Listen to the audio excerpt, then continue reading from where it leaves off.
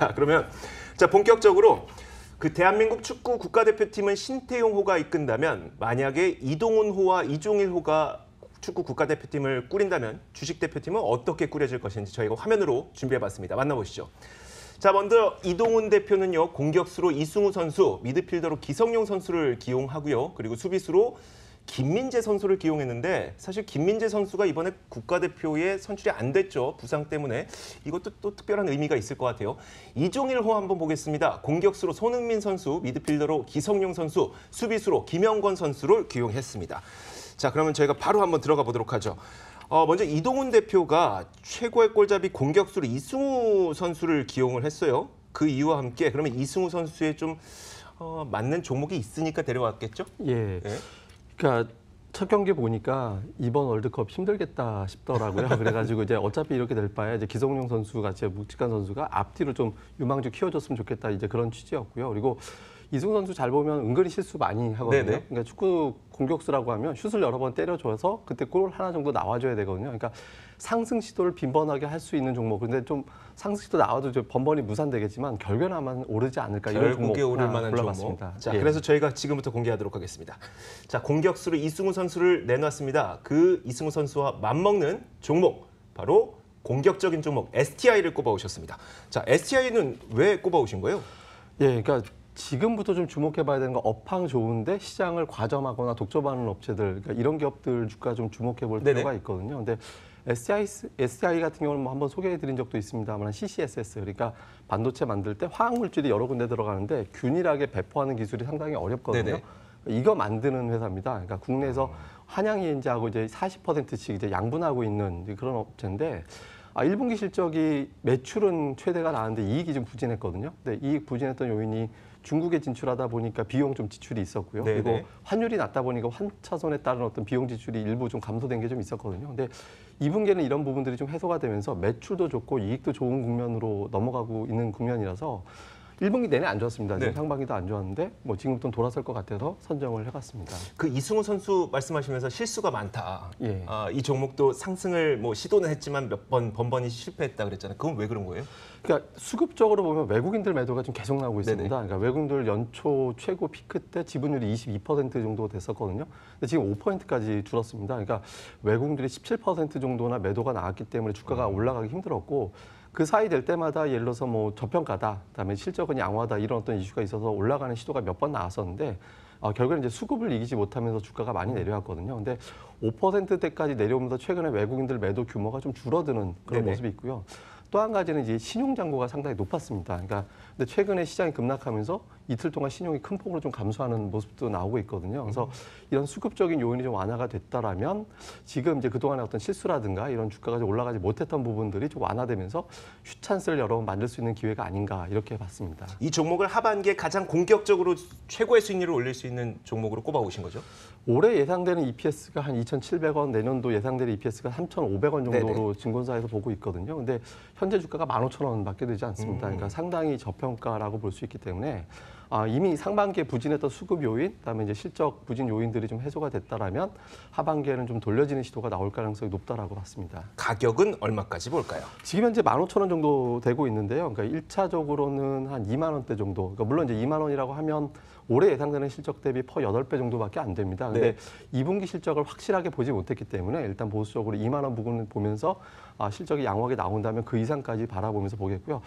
종목 매수할 때 예상과 다른 흐름이 나온다면 또 주가가 이탈하게 그렇죠. 되거든요. 손절가 있어야죠. 그렇다면 좀 넉넉하게 잡았습니다. 보통 한 5% 안쪽 잡아야 되는데 이 종목은 좀 넉넉하게 13,500원대까지 좀 여유 있게 손절매 가격도 잡아봤습니다. 그 정도의 변동성을 감안하고도 좀 들고 있는 게 낫다. 그 공격수는요. 그러니까 떨어진다라고 해서 막 구박하고 그러면 슛 못 하거든요. 그러니까 우리나라 이제 마지막 최종 예선할 때 보니까 슛하려고 할 때 자꾸 패스하더라고요. 네. 근데 이승우 선수는 본인이 자꾸 슛하려고 하거든요. 그렇죠. 그러니까 네. 그런 건 좀 봐줘야 선수가 크니까. 좀 뒤늦게 들어온 것도 있어요. 예, 그러니까 종목들도 좀 이런 종목은 좀 네. 봐줄 필요가 있는 것 같습니다. 알겠습니다. 자, 허리를 아주 강하게 세울 수 있는 종목 SM을 꼽아주셨어요. 아마 그 미드필더라고 한다면 저희가 가장 중요한 거는 성장성 있는 사업도 있고 그리고 기본적인 실적도 바탕에 되고 이 두 가지가 모두 다 돼야지 미드필더가 되는 거 아니겠습니까? 예. SM이 그런 종목이에요? 근데 SM 같은 경우는 사실은 이게 이제 방어적인 역할도 할 수 있으면서 왜냐면 이게 무슨 시황이라든가 경기에 대해서 아주 민감하게 움직이는 네네.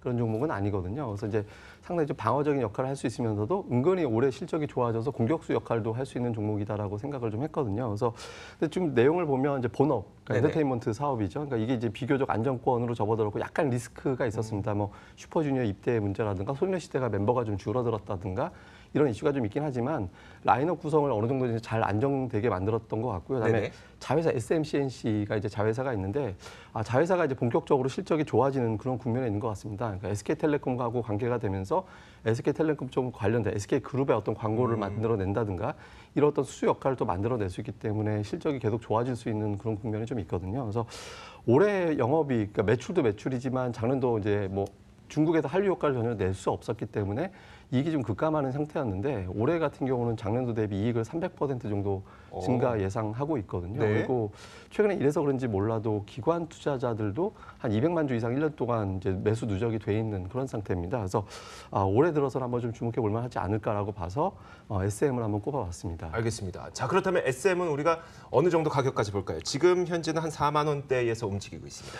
예, 뭐 한 4만 원 전후에서 어떤 주가가 움직이고 있습니다만 이제 작년도 대비 올해 실적이 기저효과 겸사해서 상당히 좋아질 가능성이 높다라고 보고 있거든요. 네네. 그래서 이런 부분들 감안해 본다라면 이제 한 5만 원 정도는 추가적으로 올라갈 가능성이 있다라고 보는데 다만 이게 이제 이미 주가가 저점 대비 올라와 있는 상태의 종목이고 이게 뭐 무한한 어떤 성장주가 아니라 네. 올해 기저효과 내년도 조금 더 올라가는 그런 수준으로 가고 있는 종목이거든요. 그래서 목표 수익이라든가 목표 주가 그렇게 높이 잡진 않고 한 5만 원대 정도 보면서 그 선에서는 아까 제가 SI 같은 경우는 또 한 번 더 레벨업 될 수 있다라고 봤습니다만 이 네네. 종목은 그 정도 선에서는 한번 끊어야 되지 않을까 이렇게 봤습니다. 지금 그 주가가요 한 차례 좀 출렁거리고 지금 반등하는 그 구간이거든요. 지금 사는 거예요? 아니면 좀 더 이따 살까요? 조정 후에 살까요?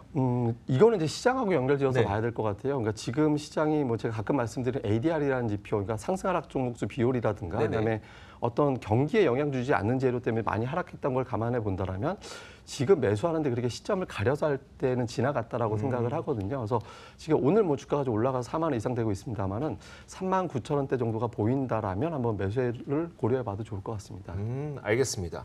자, 이동훈 대표는 마지막으로 수비수를 김민재 선수를 이야기를 했어요. 사실 김민재 선수 그리고 이종일 차장은 수비수로 김영권 선수를 또 꼽아봤습니다. 이동훈 대표부터 김민재 선수에 대한 이야기 한번 들어보죠.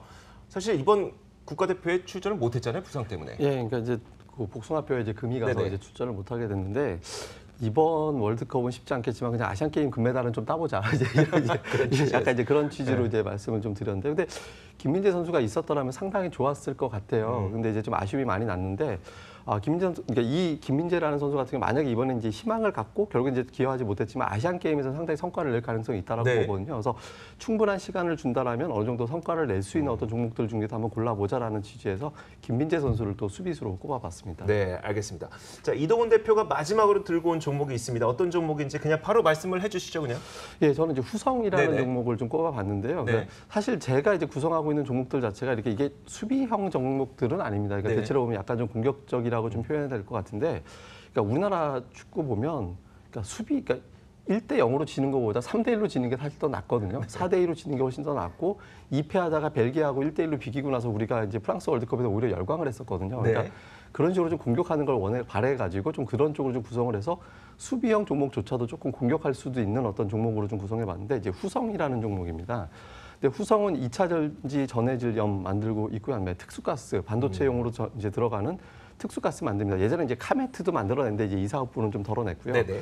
이제 두 가지 사업 부분이 있는데 이게 지금 어느 정도 효과를 내기 시작하고 있습니다. 특히 반도체 특수가스 부분 같은 경우는 이제 수요가 워낙 많다 보니까 증설을 해서 이 수요를 좀 감당하는 그런 구간이 되고 있고요. 특히 좀 주목해 볼 만한 게 원재료 가격은 크게 오르지 않았는데 제품 완제품 가격이 크게 올라가면서 수익성이 대폭 올라가고 있거든요.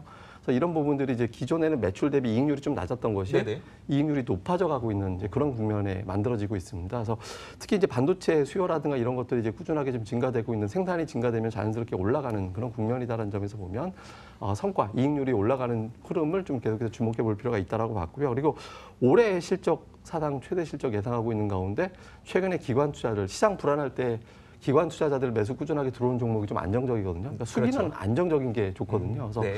뭐 6일 연속해서 기관들의 매수도 들어오고 있다는 점에서 한번 좀 눌릴 때마다 좀 주목해 볼 필요가 있지 않나 이렇게 봤습니다. 사실 수비형 종목이라고 하니까 이제 뭐 시장에 만약에 리스크가 발생했을 때, 뭐 위험 요인이 발생했을 때 그걸 방어할 수 있는 안정적인 종목이라고 생각을 해 본다면 기대 수익률을 좀 낮춰야 될 것 같은데 이 종목은 어떻습니까? 기대 수익률 높일 수 있어요? 이게 마음속에서 한편으로는요, 그냥 네. 뭐 은행주 할까, 보험주 할까, 뭐 이제 한국전력 할까 이런 생각도 네네. 있긴 했는데 그래도 공격하는 게 좋겠다라는 생각을 좀 했거든요. 그래서 매수가 같은 경우는 뭐 현재 주가 정도가 그렇게 높은 수준이 아닙니다. 그러니까 10,000원대 넘어갔다가 지금 내려와서 지금 머물고 있는데 뭐 9,000원대 중반 정도 될 겁니다. 이 정도에서 좀 매수를 좀 해보겠고 손절매는 9,000원 그리고 이제 목표 주가는 12,000원 정도 잡았는데요. 한 20% 정도 넘는 건데 그 정도까지 주가가 한번 간 적이 있었고요. 그리고 대부분의 증권사에서 목표 주가를 설정할 때 하단 정도가 12,000원 수준 정도 됩니다. 그래서 네. 그 선에선 또 자연스럽게 매물이 나올 가능성이 있어서 12,000원 정도 선을 현실적인 목표 주가로 보는 게 어떨까 이렇게 봤습니다. 네.